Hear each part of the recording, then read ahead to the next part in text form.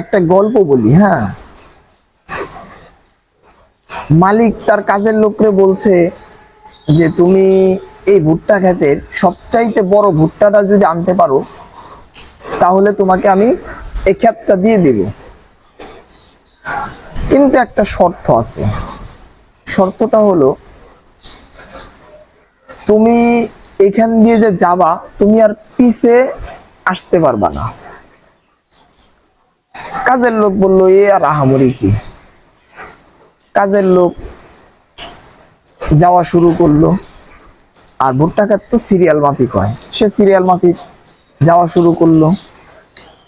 শেষে যায় সে ভাবলো কিরে আমি তো শুরু থেকেই সব বড় বড় গুলা ফালায় আসছি। মানে আমার গল্প, আমার লাইফের গল্পটাও আসলে এমনই। আমি আসলে ছোটবেলা থেকে অনেক সুযোগ পাইছি, কিন্তু আমি আসলে কোনোটা আসলে কাজে লাগাইতে পারিনি। এই কারণে আসলে আমি এখন মানে যাযাবরের পথটা আসলে বাইছে নিছি। মানে আমার লাইফ তো শেষ, সেক্ষেত্রে দেখি শেষের থেকে কিছু হয় কিনা।